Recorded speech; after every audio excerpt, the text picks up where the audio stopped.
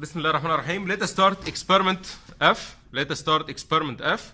Experiment F is also vibration experiment, somehow similar to experiment B. However, we have different objectives. In this experiment, we are assessing the effect of the damper on the free and forced vibration. So we are measuring the vibration, the free vibration without damping, then measure the free vibration with damping, then apply force, then I will measure the forced vibration without damping, then the forced vibration with damping. Okay? You can see that you have also steel structure. You have in this case also steel structure. Along this steel structure, you will find that there is one beam connected. This beam is connected along the steel structure. Okay? The beam is fixed from the left side, and you have three parts along this beam. One is the motor, the second one is the spring, the third one is the damper. The motor, which will supply the force, is connected to the to this controller, the power controller, by which I will manage or I will change the value of this speed. Okay, and you have the spring connected, and also the damper that can be or cannot be connected. It depends on the measurements, either with damping or without damping. Then I'll have four measurements: free without damping, free with damping, forced without damping, and forced with damping. How I'm going to measure the vibration? Also with the accelerometer, that is connected to the data acquisition card, and this data acquisition card will be connected to the computer. You can see that this is the accelerometer. This is the accelerometer that is connected over here. This is the accelerometer. Sorry. This is the accelerometer that is connected to the beam over here, and this is the spring and also the damper. You can see now that the damper is not connected to the beam. The damper is not connected to the beam. And the accelerometer should be connected to the data acquisition card that will be connected to the computer. This is our data acquisition card, which is connected to the computer in order to read the vibration signals. So now what we are going to do, we need to build a LabVIEW code. We need to make the setup for the data acquisition card. Then we need to start acquiring 4 different measurements at 4 different connections. Let us see. So now, same like experiment B, we need to build a code, a LabVIEW code. Then I have my while loop, inside which I'll go right click, then I'll go to express, then input, then data acquisition assessed. I'll put it inside the while loop. Then it's now loading. I'll go to acquire a signal, and this signal is analog signal. I can acquire the vibration signal as we discussed earlier as voltage or acceleration. I will acquire it as voltage directly, which is the first one. Then which one is connected? Which one is connected in my case? It is connected to channel 0. It is connected to channel 0. Then I'll select A0. Then I'll select A0 and I'll press finish. I'll press finish. Then how many samples I want to acquire? Usually we are selecting many samples. Continuous samples. Okay, which is by default, the samples to read by default are 25.6K.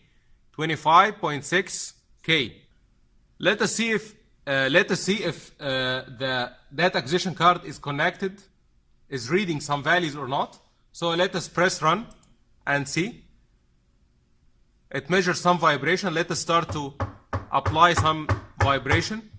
It's not measuring anything because I am applying this vibration on the table, not on the beam. So let us turn on the motor and see if it will be applying some force. So this is the motor now. This is the motor. You can see that the vibration signal have been changed. I'll switch it off now. You will see that it should go back to its original shape. So now I can see that the data acquisition card is reading perfectly. So let us now say OK. So now this is my data acquisition assistant ready to show the results and to save the results in another file. So what I need to do, I'll go to the data, right click, and I'll go to create graph indicator. So I'll have my graph. I'll have the graph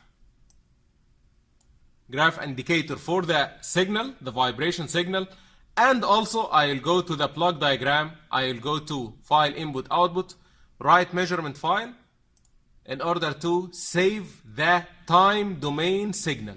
The time domain signal.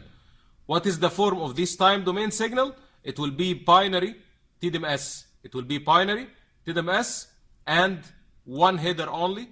And I want to keep it as it is, rename existing file. What about the name? For the name, I have called it free no damp, free no damp. Okay, so I'll have free no damp, free damp, forced no damp, and forced damp. Okay, so I'll press OK. Then now I can save the data from the data acquisition card to the write to measurement file. I'll just connect now from the data to the signal. Okay, and that's it. What we need to do now, we need to start measuring the first measurement for the free vibration without damping. How I will apply the vibration, the free vibration, I need to fix, I will depend on this reference. Then I will apply the force and I leave the beam so the beam will be vibrating without connecting the damper. You can see that this damper is not connecting now. It's not connected now. It's free. It's not fixed to the beam. It's not fixed to the beam. So what I will do now, I'll just apply the force, press run for less than 1 second or for less than 2 seconds. Then I'll stop immediately. After that, I'll save the data. I will read. I will fix the damper and go to the next measurement. Okay. So let's apply the force and press run. So I left it now and press run. So you can see that this is the vibration. Stop. This is more than enough for my signal. Then now I have recorded the first measurement for the free vibration without damping. The second measurement, now the damper is connected. Now the damper is fixed to the beam. It's connected now to the beam. What I need to do, I need to change the name of the file to be free damp inside the lab view. Inside the lab view to be free damp. I have changed it already. Then now what I need to do, I need to apply the same manual force, the same instantaneous manual force, and start the measurement again. So I'll apply the force now, the same as previous. And once I leave it, I'll press run. So I leave it and press run. Stop. You can even feel that it has stopped the vibration quickly due to the damping. And you will feel that when you convert from the time domain to the frequency domain, you will see that the peaks has been decreased and the strength of the signal has been decreased. So let us now switch to the third measurement. After connecting the motor, the motor is already connected. So what we need to do is only to adjust the speed of the motor, So let us see how we are going to adjust this speed. The speed of the motor should be adjusted at 2500 RPM. So once we adjust the speed, we can start the experiment. So using this knob, the set speed, I can adjust the speed to be at 2.5, which is 2500 revolution per minute. 2500 revolution per minute. And you can hear now that the motor is running. So what we are going to do, we are going to conduct the measurement for the forced vibration with damping first, because the damper is already connected. Then I will unconnect the damper and conduct the last measurement for the forced without damping. So now I have changed the name. The name of the file. What I need to do, just I need to press run. I don't need to apply any manual force, because it's now forced vibration. And you can see that the vibration is coming now from the motor. The vibration is coming from the running motor. So just I'll press run. In my program. So now this is the vibration signal coming from the motor. That's it. Stop. Okay. Next, now I need to unfix the damper. And do the last measurement for the forced vibration without damper. You can see now the damper is not connected, is no longer connected. So the beam will be vibrating under the forced vibration only. Under the forced vibration only. So what we need to do, we need to change the name of the file again to be forced no damping and start the last measurement. So I have changed the name. I have changed the name of the file.